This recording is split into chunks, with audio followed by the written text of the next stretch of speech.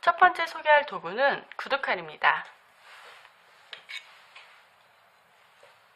구두칼은 좁은 폭부터 넓은 폭까지 다양합니다. 오늘은 24mm 폭과 35mm 폭 두 가지를 준비했습니다. 좁은 폭은 패턴을 제작할 때 주로 사용하고요. 넓은 폭은 가죽을 재단할 때 사용하는 것이 일반적입니다. 구두칼을 잡는 방법에 대해서 알려드릴 건데요. 초보자의 경우 구두칼의 기둥만 잡게 되면 칼끝으로 힘이 전달되기도 전에 칼이 흔들리게 되기 때문에 칼날의 일부를 함께 쥐는 것이 좋습니다.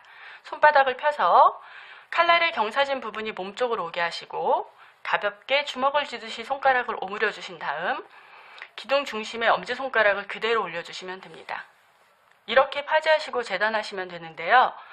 구두칼 파지법과 재단 방법에 대해서는 다음 강의에서 준비되어 있으니 오늘은 간단하게 파지법에 대해서만 설명하고 넘어가도록 하겠습니다.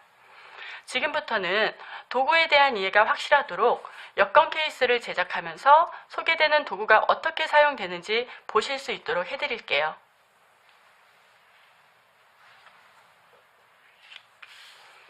재단물을 보시면 이렇게 여권이 들어가실 수 있게 접어주셔야 합니다. 표시를 해야 할 경우에는 둥근 송곳으로 표시를 합니다. 둥근 송곳은 끝이 둥근 모양으로 뾰족한 송곳을 말합니다. 패턴을 대고 접히는 부분에 송곳으로 표시를 해주시고요.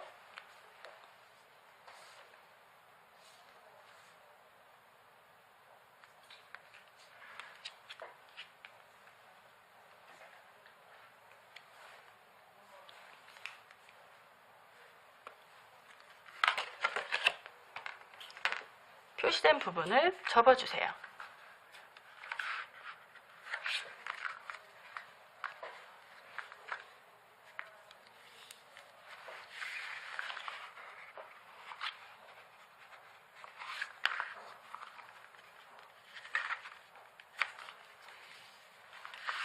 이번에는 본딩할 부분을 표시해 줄 건데요. 이럴 땐 은펜으로 표시해 주시면 됩니다.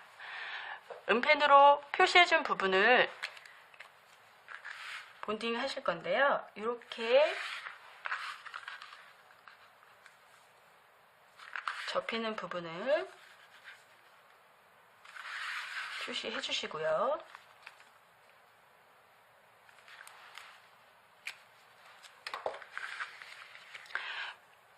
본딩은 접착이 필요한 한쪽 부분만 하는 것이 아니라 양쪽 모두를 해주셔야 합니다. 한쪽만 본딩을 하게 되면 접착력이 떨어지고요. 양쪽에 본딩을 하고 충분히 말려주신 다음 붙여주시면 접착력이 아주 좋습니다. 그리고 깔끔한 작업물을 위해 본드판을 사용하시는 걸 추천합니다. 본딩은 보통 가죽의 뒷면에 하는데 지저분한 곳에 작업물을 두게 되면 가죽의 옆면에 본드가 묻어서 오염이 될 수 있기 때문에 깨끗한 본드판을 사용하시는 게 좋습니다. 자, 본드를 사용할 때 사용하는 도구를 헤라라고 부릅니다.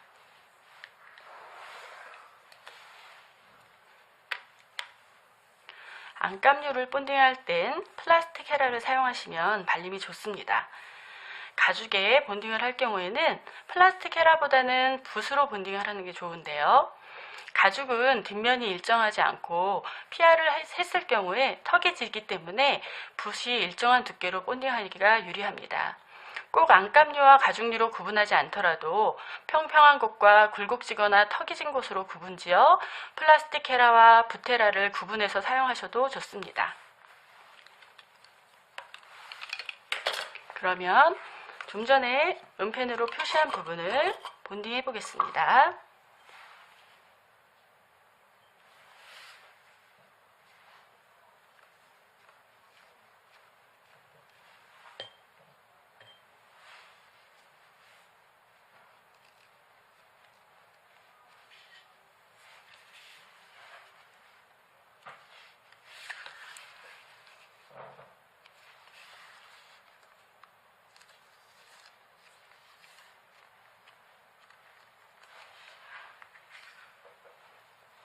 이렇게 본딩하시고 마를 때까지 기다려 주시면 됩니다.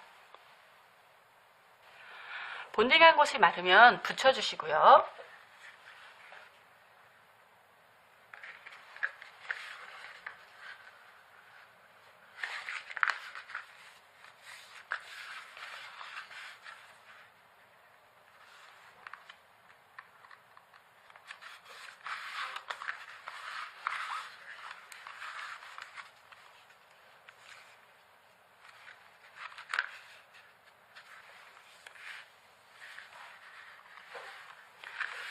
자, 이렇게 붙여주셨으면 바느질할 선을 표시해줘야 하는데요.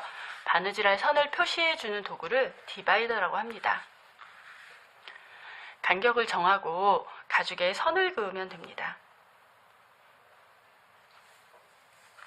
엣지에서 2에서 2.5mm 간격이 안정적이고 3mm가 넘지 않도록 주의하세요.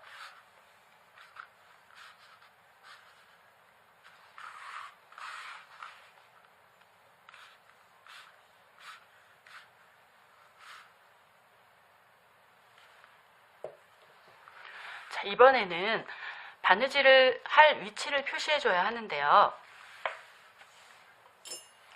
끝 모양이 다이아몬드 모양으로 생긴 다이아몬드 목타, 끝 모양이 둥근 송곳 모양으로 생긴 오울 그리프, 끝 모양이 납작한 일자 모양이 사선 방향으로 놓인 사선 그리프입니다. 목타, 그리프, 치젤이라고 불리는 도구입니다. 나라별로 부르는 명칭이 다를 뿐 같은 뜻입니다. 일반적으로 가장 많이 사용하는 것은 사선 그리프입니다. 그리프는 바느질을 하기 위해서 가죽에 마킹을 하는 도구인데요. 날의 간격에 따라 소품과 가방에 적절히 사용하시면 됩니다. 보통 2mm 간격부터 4mm 이상의 간격까지 다양하고요. 이태리, 프랑스, 미국, 한국, 중국 등등 많은 나라의 제품들이 있습니다. 그럼 마킹을 해볼게요.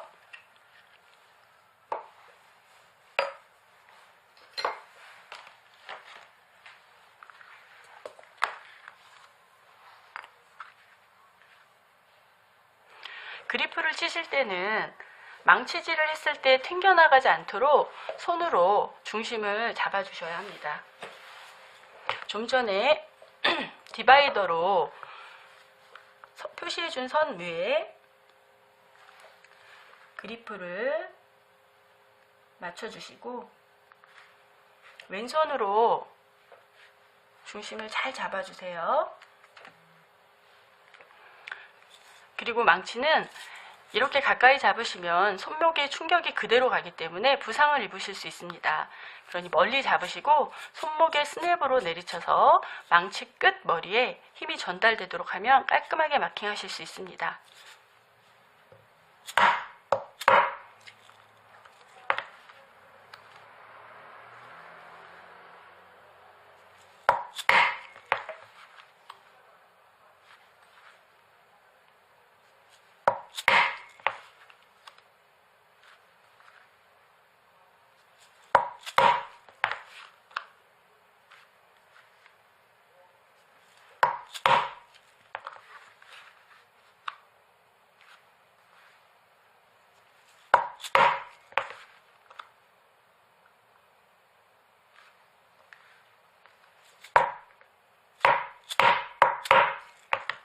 마킹을 끝내셨으면 바느질 하기 전에 바늘에 실을 껴야 하는데요. 자, 저희는 바늘 2개를 교차하면서 하는 새들 스티치로 바느질을 할 건데요. 새들 스티치는 안장에 쓰는 전통 수공 바느질로 최근에는 안장뿐 아니라 가방, 소품 등에도 많이 사용되는 스티치 방법입니다. 먼저 바늘에 실을 끼워 보겠습니다.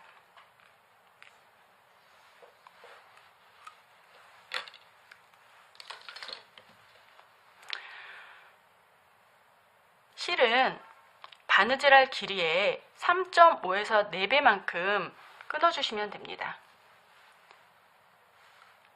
여유 있게 4배를 끊어보도록 하겠습니다.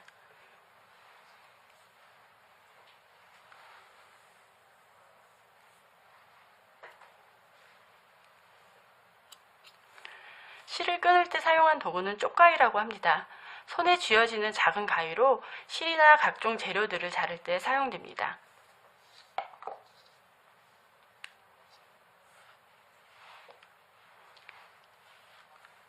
바늘 귀에 실을 끼우시고요. 바늘 길이의 반만큼 실을 남겨놓고 실 사이에 바늘을 통과시켜 줍니다. 이렇게 한 번 더 통과시켜 주고요. 다시 한 번 더 통과시켜 주셔서 S자 형태로 실을 끼신 다음 아래로 잡아당겨 주신 다음 이렇게 쓸어 내려 주시면 바느질을 하는 동안 실이 풀리지 않게 매듭이 지어집니다. 다른 쪽 한쪽도 마저 해보겠습니다.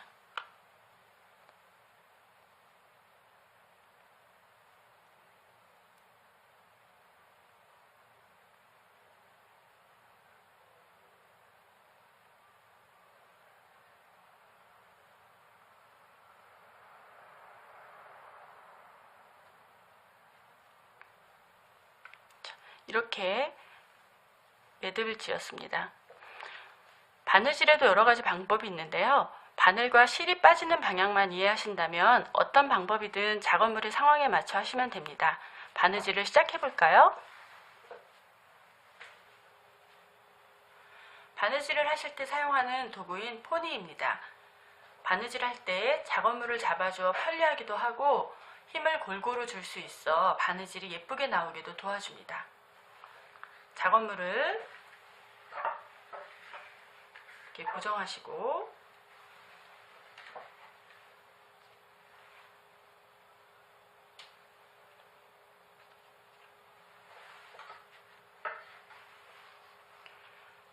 첫 번째 땀에 바늘을 끼우셔서 양쪽 실의 길이를 똑같이 맞추시고 시작하시면 됩니다. 바느질도 다음 강의에서 준비하였으니 오늘은 도구 소개의 목적에 맞게 설명 없이 바느질만 하겠습니다.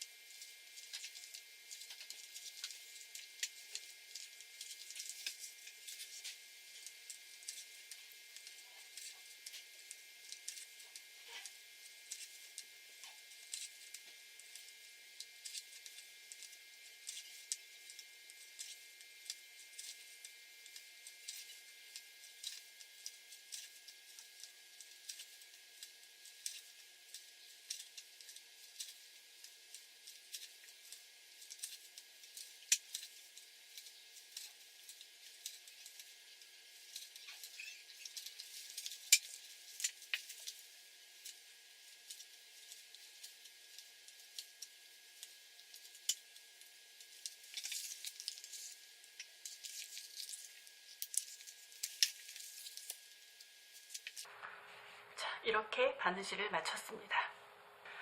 바느질을 끝내셨으면 쇠망치로 바느질한 곳을 가볍게 두들겨줍니다. 망치질을 하면 들쑥날쑥한 면을 잡아주고 바느질 모양도 깔끔하게 자리를 잡게 되는데요.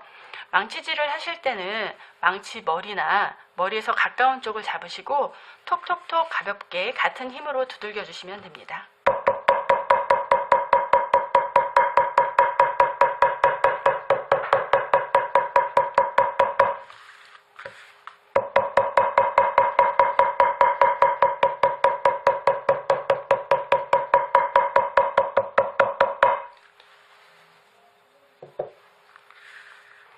이젠 단면 마감을 하실 차례인데요. 마감에도 여러 가지 방법이 있습니다. 그 중에도 요즘 가장 많이 사용되고 있는 엣지코트 마감을 보여드리겠습니다. 엣지코트도 마감하실 때 여러 가지 도구를 사용하시게 되는데요. 사용자에 따라 잘 맞는다고 생각하시는 도구로 작업하시면 됩니다. 직접 제작한 도구도 좋고요. 네일 도구나 화방에서 판매하는 둥근 봉, 둥근 송곳, 엣지 롤러, 이 외에도 스펀지 등등 어떤 것도 상관없습니다. 엣지 코트를 올리실 때 저는 물티슈를 꼭 준비합니다. 엣지 코트가 굳으면 지워지지도 않고 억지로 지우면 가죽이 벗겨지기 때문에 올리시는 도중 가죽이 넘치면 바로 닦아줍니다. 바느질을 하고 난 단면에 엣지 코트를 올려보겠습니다. 엣지 봉에 엣지 코트 액체를 묻히신 다음 단면에 떨어뜨린다는 생각으로 올려주시면 됩니다. 도구가 단면에 닿지 않고요. 액체만 떨어뜨린다는 생각으로 하시면 되고요. 이렇게 올리시다가 혹시 가죽의 겉면에 이렇게 엣지 코트가 넘치게 되면 바로 닦아서 물티슈로 깨끗이 닦아주시면 돼요.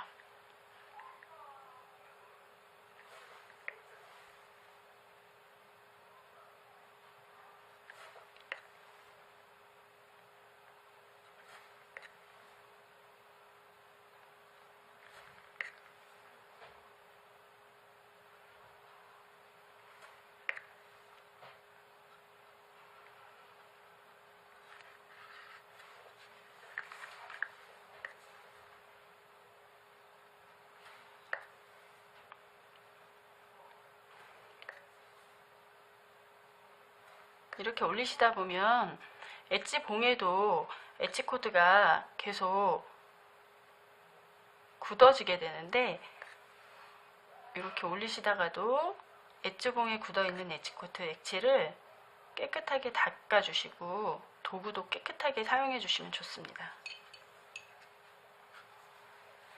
이렇게 한번 올리신 걸로 끝나는 것이 아니라 이렇게 두셔서 마르면 사포로 단면이 말끔해지도록 갈아주시고 다시 한 번 더 올려주셔야 하는데요. 이렇게 하기를 반복하셔야 합니다. 한 번 올리시고 이 마른 상태의 단면을 사포로 갈아주셔야 하는데요. 잘 말려진 단면은 고운 가루가 떨어집니다. 잘 말려지지 않은 상태는 때가 밀리듯이 뭉쳐서 밀려지니까 그럴 때는 사포질을 멈추셔야 해요.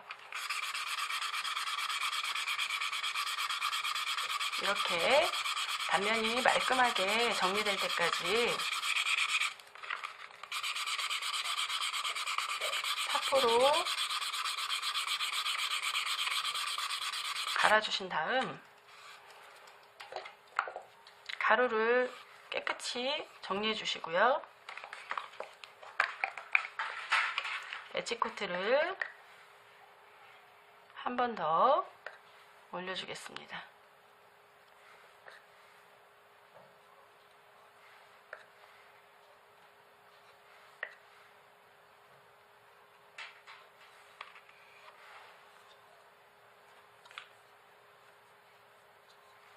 이렇게 하기를 반복하는데 횟수가 정해져 있진 않지만 기본 3회 정도는 해주셔야 단면이 예쁘게 마감됩니다. 맨 처음 설명드렸던 구두칼,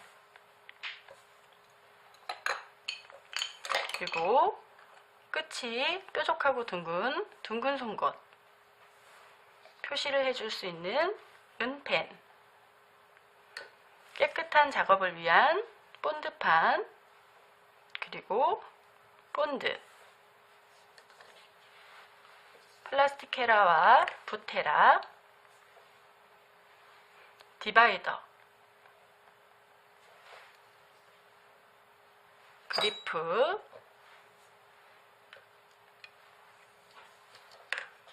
바늘, 실, 쪽가위, 포니, 망치, 엣지코트, 엣지봉, 사포. 기억하실 수 있으시겠죠? 이 시간에 소개해드린 도구 외에도 많은 도구들이 있습니다. 오늘은 가장 기본이라 할 수 있는 도구들을 소개해드렸고요. 앞으로 소품이나 가방을 제작하면서 사용되는 도구들을 그때그때 설명드리면서 소개해드릴 거예요. 지금까지 가죽공예를 하시면서 자주 사용하시게 될 기초 도구들을 소개해드렸습니다. 감사합니다.